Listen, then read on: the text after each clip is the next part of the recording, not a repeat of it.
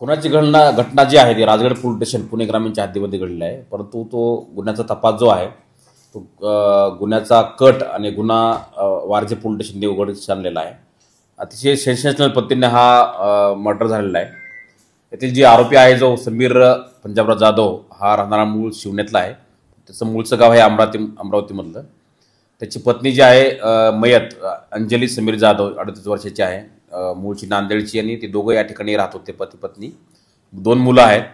आईसोबत त्या ठिकाणी शिवणे उत्तरनच्या हद्दीत राहत होते. परंतु चारित्र्याच्या संशयावरून त्याला यांचे वाद व्हायचे पूर्वी, म्हणून त्या आरोपीने खूप असा प्लॅन केला होता 1 महिन्यापूर्वीच. आणि तो फॅब्रिकेशनचं काम करायचा, त्याला लोखंडाच्या ह्याच्यामध्ये पूर्ण त्याचं नॉलेज होतं. त्यांनी 1 महिन्यापूर्वी एक काकडे नावाच्या व्यक्तीचं एक गोडाऊन भाड्याने घेतलं राजगड पोलीसच्या हद्दीमध्ये, गोगलवाडी या ठिकाणी शिंदे फाट्यावरून.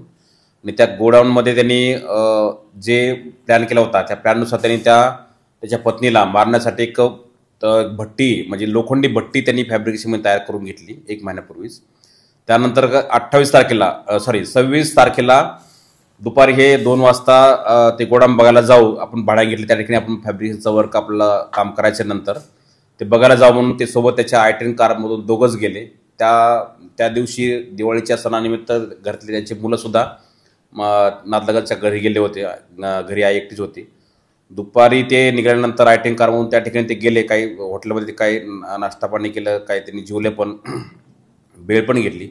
आणि जवळपास संध्याकाळी 8-9च्या दरम्यान त्या गोडामध्ये त्या ठिकाणी आले. गोडामध्ये आल्यानंतर त्या ठिकाणी त्यांचा वाद झाला आणि यातील आरोपी जे आहे समीर यांनी त्याच्या पत्नीचा गळा आवळून त्या ठिकाणी खून केला. खून केल्यानंतर त्यांनी त्याची जी मैताची जी बॉडी आहे ती पूर्ण त्या भट्टीमध्ये, लोखंडी जी भट्टी आहे त्या भट्टीमध्ये टाकली.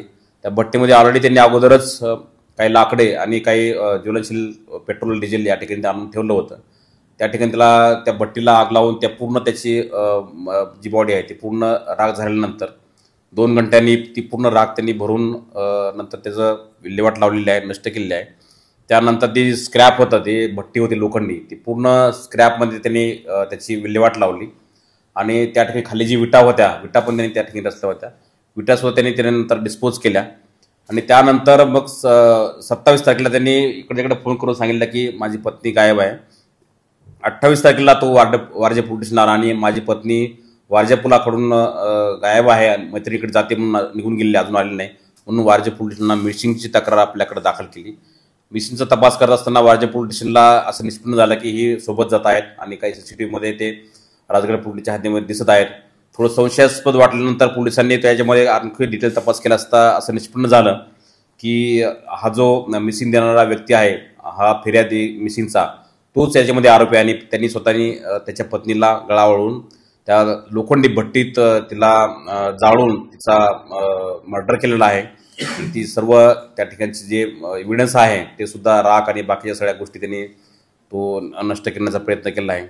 हे निष्पन्न झाल्यानंतर आपल्याकडे 0 नंबरने हा गुन्हा वारजे पोलीस स्टेशनला 302चा दाखल केलेला आहे. आणि पुढीचा तपास जो आहे तो राजगड पोलीस स्टेशनकडे आपण तो वर्ग केलेला आहे. यातील आरोपीला आपण अटक केलेला आहे. याच्यामध्ये पोलिसांनी खूप टेक्निकल गोष्टीचा सुद्धा वापर केलेला आहे. आणि मिसिंगच्या थोड्याशा लिंकवरून आपल्याला याचे 2 आरोपी आहे तो निष्पन्न करून हा खुनाचा गुन्हा जो आहे उघडकीस आणलेला आहे. कारण काय होतं याच्यामध्ये? कारण असं होतं, तो सांगतो की याच्यामध्ये पत्नीचे काही एका व्यक्तीबरोबर अनैतिक संबंध होते, त्याच्यावरून आमचे वाद व्हायचे आणि त्या रागातून त्यांनी ही घटना केलेली आहे. आरोपी काय व्यवसाय करत होता आणि त्यांनी जे सगळं केलेलं आहे ते पिक्चर वगैरे त्यांनी बघितले होते?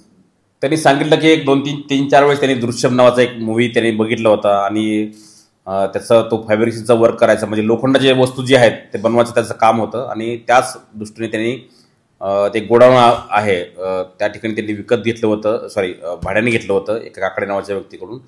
तर थोडासा त्यांनी त्या पद्धतीने त्याचा वापर केलेला आहे, काही गोष्टी त्यांनी लपवण्याचा प्रयत्न केलेला आहे आणि अशा पद्धतीने त्यांनी त्याच्या पत्नीचा त्यांनी मर्डर केलं. भट्टी जी बनवलेली तर ती फक्त म्हणजे ते त्याच्या बायकोला जाळायचं त्याच्यासाठी बनवली. बरोबर, ते पूर्ण त्यासाठी त्यांनी बनवली होती लोखंडी. त्या ठिकाणी पूर्वी त्यांनी त्या ठिकाणी लाकडे आणून ठेवली होती, काही पेट्रोलचे त्या ठिकाणी साठा केला होता आणि ते सर्व पूर्ण सगळं त्यांनी प्री प्लॅन केलं होतं. 1 महिन्यापासून त्याचं हे सगळ्या गोष्टी चालू होत्या. ती गाडी त्याचीच गाडी आहे, I-10 गाडी त्याची हुंडाई कार त्याचीच आहे. घटना घडलेली आहे 26 तारखेला संध्याकाळी 10 वाजता. तो 27 तारखेला आपल्याकडे आला, म्हणजे इकडं आला वारजेमध्ये, आणि 28 तारखेला त्यांनी आपल्याकडे मिसिंगची तक्रार दिली. त्या मिसिंगच्या तक्रारीमध्ये चौकशी दरम्यान आपलं काही टेक्निकल अनालिसिस सुरू होतं, काही साक्षीदाराची तपास टिप्पणी घेणं होतं किंवा CCTV चेक करणं होतं. हे संपूर्ण प्रकरणाचं चौकशी जी आहे वारजे पोलिसांनी अतिशय मेहनतीने हा गुन्हा निष्पन्न केला आहे. आणि काल संध्याकाळी आपल्याला तो म्हणजे 7 तारखेला तो गुन्हा निष्पन्न झाला. म्हणजे जवळपास 28 तारखेपासून 26 तारखेपासून 7 तारखेपर्यंत जेव्हा तपास सुरू होता आणि तो वेगवेगळ्या पद्धतीने मिसलीड करत होता. शेवटी आपल्याला तो नंतर ब्रेक झाल्यानंतर त्यांनी तो गुन्हा कबूल केलेला आहे. नाही, याच्यामुळे तरी त्याची सुद्धा एका महिलेसोबत काही संबंध आहे असे निष्पन्न होत आहे. त्याच्यावर सुद्धा आपल्या पोलिसांची चौकशी सुरू आहे. आणि आता पुढची जी चौकशी सगळी आहे ते राजगड पोलीस स्टेशनकडे आपण वर्क करत आहोत. प्रथम दर्शन तसंच वाटतं की त्यांनी तो मूवी पाहिला होता आणि त्यातली जी घटना आहे आणि याच्यातली घटना थोड्याफार प्रमाणात थोडी मिळती होती आणि काही त्यांनी एव्हिडन्स नष्ट करण्याचा प्रयत्न केला आहे आणि खूप प्री प्लॅन पद्धतीने त्यांनी ह्या सगळ्या गोष्टी केलेल्या आहेत. जो आरोपी आहे आणि त्याचे जे संबंध ज्या महिलेसोबत होते असं आहे, त्यांचे काय कॉन्टॅक्ट या दरम्यान झालेले आहेत? त्यांचे कॉन्टॅक्ट झाले तर ह्या टेक्निकल वर्कआउट सगळं याच्यामध्ये झालेलं आहे. ती झाल्यानंतर पूर्ण सगळे एव्हिडन्स गोळा करूनच याच्यामध्ये पुढचा हा जो गुन्हा आहे हा निष्पन्न केलेला आहे. नाही, याच्यामध्ये प्रथम दर्शनता एकट्याने सगळं प्लॅनिंग केलेलं आहे आणि एकट्याने सगळ्या गोष्टी सगळ्या एक्झिक्यूट केलेल्या आहेत.